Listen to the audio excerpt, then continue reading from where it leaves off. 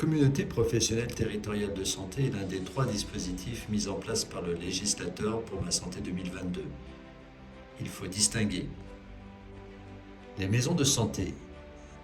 Elles permettent un travail pluriprofessionnel autour d'un patient avec une coordination optimisée. Son rayon d'action est limité à 1 ou 2 communes. Les CPTS, qui sont préalablement définis par un territoire, et la rédaction d'un projet de santé prenant en compte des actions obligatoires et facultatives répondant aux besoins du territoire. Les dispositifs d'appui à la coordination, dénommés DAC, regroupement de tous les anciens dispositifs présents dans un territoire comme les réseaux, les MAIA et bien d'autres encore. Notre CPTS Beaujolais-Dombes a été officiellement reconnu en novembre 2020, après pratiquement 2 ans d'écriture, qui permettent de nous projeter pour les 5 ans à venir. Elle a la particularité d'être la plus grande de la région dans son rapport nombre d'usagers et superficie du territoire. Elle compte plus d'une centaine de communes, 212 000 usagers et plus de 1000 professionnels de santé libéraux. Une de nos missions est d'améliorer l'accès aux urgences médicales en permettant à un usager de bénéficier d'une consultation en médecine générale en moins de 12 heures, quand son médecin traitant est indisponible ou en vacances. La personne malade se rend simplement chez son pharmacien ou chez un professionnel de santé adhérent à la CPTS qui déclenchera la demande. Ce n'est pas le patient qui rentre en contact avec la communauté, mais bien le professionnel. Le second socle est la recherche de médecins traitants.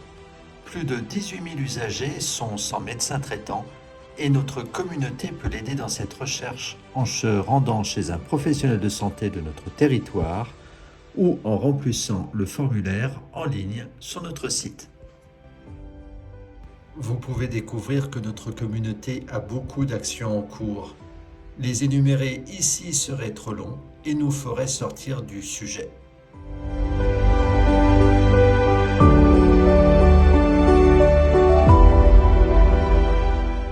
Concentrons-nous sur le parcours de l'insuffisant cardiaque.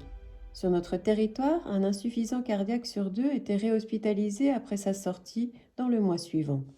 Un travail important a été réalisé par un de nos groupes Diagnostic et Prévention qui, durant 2 ans, ont découvert puis traité toutes les problématiques présentes. Ce travail a été réalisé de concert avec les médecins généralistes, les infirmières libérales, des kinésithérapeutes, des assistantes sociales, des pharmaciens et des cardiologues hospitaliers. Le patient est hospitalisé.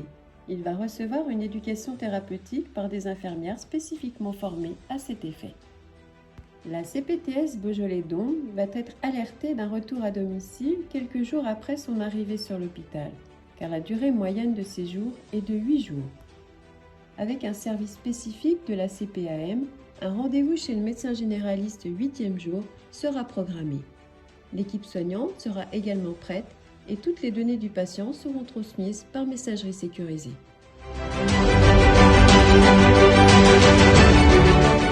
Si le médecin ne peut pas se rendre disponible pour aller voir son patient à domicile, une infirmière en pratique avancée pourrait suppléer à ce rendez-vous.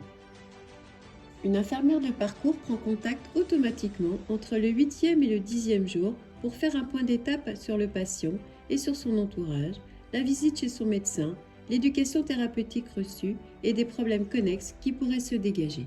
Ce parcours ne peut être optimum sans l'investissement et la participation des professionnels intervenant au domicile. Vous êtes le plus proche du patient. Qui mieux que vous pouvez l'aider au quotidien à stabiliser au mieux son état de santé.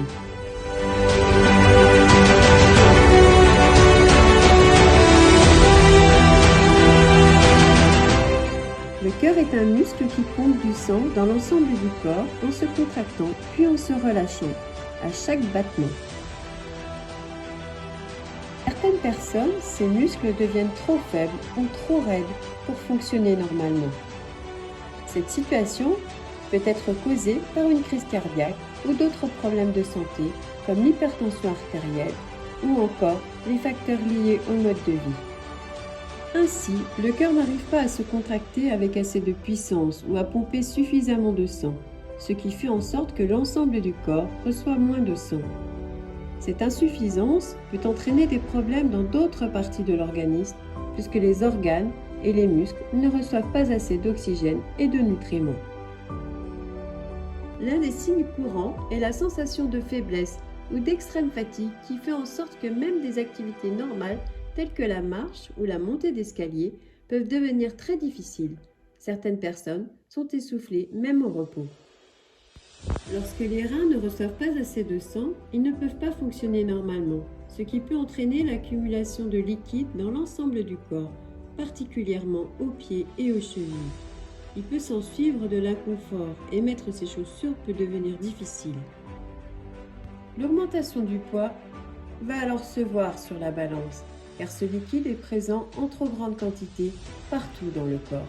Ainsi, l'accumulation de liquide dans les poumons peut rendre la respiration plus difficile et particulièrement la nuit en position couchée. Certaines personnes dorment sur plusieurs oreillers afin de respirer plus aisément. Il est nécessaire de vous impliquer dans l'éducation pour l'insuffisance cardiaque qui réduira le nombre d'hospitalisations coûteuses, améliorera la qualité de vie, diminuera la mortalité et la morbidité chez ces patients gravement malades. Nous allons nous revoir dans quelques temps pour une deuxième session qui permettra de connaître les conseils à donner, comment et qui alerter. Pour cette étape, nous vous demandons de réfléchir sur un cas d'insuffisance cardiaque que vous aurez pu rencontrer et quelles ont été vos difficultés. Nous vous remettrons des documents élaborés par l'hôpital Nord-Ouest afin d'uniformiser l'outil d'information. Il a été convenu une harmonisation des supports.